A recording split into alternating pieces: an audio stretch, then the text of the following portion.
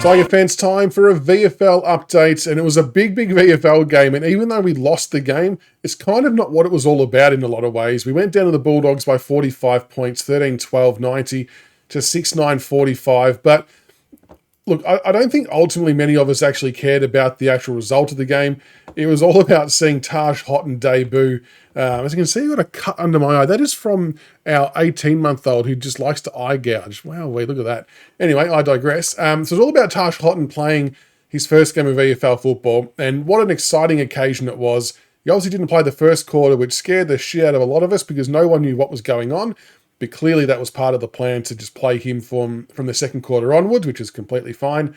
And what I want to say what an impact he had. I mean, look, we still lost the game, but geez, he's a clean player, isn't he? He already showed that bit of spark, that bit of dazzle, what he's all about. His willingness to move the ball quickly, clean skills, half volley pickups, hitting his targets inside 50, and just had a gut run from like one end of the ground to the other, getting involved in 3 or 4 possession changes. It was wonderful to see. 14 disposals, 3 marks, 2 tackles. The best for us, though, from a AFL listed perspective, disposal-wise, was actually Jacob Blight. 27 disposals, 14 marks. I mean, you talk about bashing down the door. I'm not sure what else Jacob Blight could be doing. This is now about the 5th week in a row that he's averaged over 20 disposals and over 10 marks a game, or around 10 marks a game. They're staggering numbers, and people can try and pass it off as however they want. Oh, he's just playing loose, or it's just VFL. He's still got to get the numbers, and he's doing it consistently. Like, it's not just a one-off game that he's done this. Week in, week out, he's doing this, and it can't be ignored.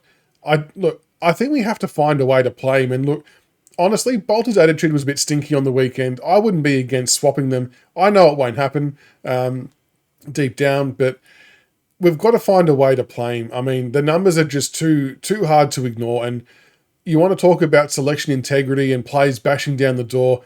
He's sledgehammering down the door at a rate of knots, and we just have to see him come in at some stage. Tyler Young was next best, 23 disposals, 9 marks, 3 tackles. He's actually warming back into it quite well, isn't he, after having the 12 months off? I'm enjoying what he's doing. Jacob Kazitsky, 17 disposals, 6 marks, 1 tackle.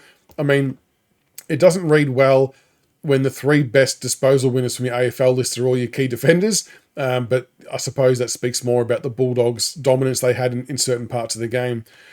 James Trezai, 16 disposals, 4 marks, 2 tackles. I think he's due to come back in soon as well. We talk about he can probably be a bit more dual position than like a Caleb Smith, for example, and if you play Trezai, you could potentially shift Trainer back to half-back. Trezai can play in a wing, or you can, swap him around. You've got a bit of flexibility there. Morris Jr. had 13 disposals. He had 7 tackles, 4 clearances, 1 mark. Now, it wasn't the same level as his 25 possession game from a few weeks ago, but I still really liked his game. He was really involved in the game for all 4 quarters, multiple repeat pressure efforts, and I still think it was a positive step forward despite not getting the high disposal numbers. The work rate was the important part, and the pressure part, and I still really like him as a midfielder. Who else was there? Jacob Bauer had 3 behinds. That was a bit of a letdown. 8 disposals, 5 marks. McKelty Lafau, 7 disposals, 2 marks, 4 tackles, 1 goal. Now, it was actually really good watching the VFL game and then rolling into the AFL game, because there was one thing that stood out for me that McKelty does that I think we desperately need at AFL level. So if you take a look at when the opposition are kicking out, or they've got a mark or a free kick deep in our forward line, that at AFL level, when Tom Lynch is our last line forward, opposition are able to chip it around quite easily and pretty much get it 70 metres without anyone getting anywhere near it, because we can't shut down those passing options quick enough. At VFL level, McKelty Lafau is like a man possessed, chasing the ball, chasing each kicker down, making their life a bit more difficult and cutting out those exit routes. And it makes a massive difference in how the rest of your ground's set up. Because at AFL level, this is why we lose the uncontested possession count by so much each week, because we give up so many free disposals out of our backline. And I think having someone like McKelty in would help negate that a little bit. Not to mention he adds another bigger body up forward that I think we really desperately need to help bring the ball to ground. And despite only having the 7 touches, the amount of contests that he got to time after time to bring the ball to ground, just smashing into it at a million miles an hour, the way he tackles and chases, I think it's almost a non-negotiable to have him in the side from next week. And it could be at the expense of Tom Sims maybe, because McKelty can do some ruck work as well.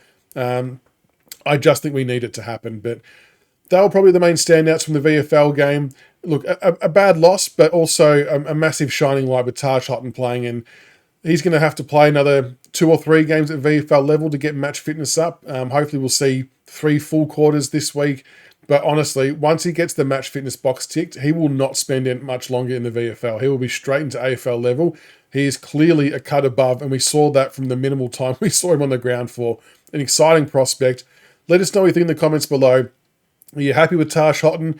Does McKelty and Jacob Blight deserve chances? Let us know all your thoughts on that. And we look forward to another VFL hit out this week. Hopefully we can get back on the winners list.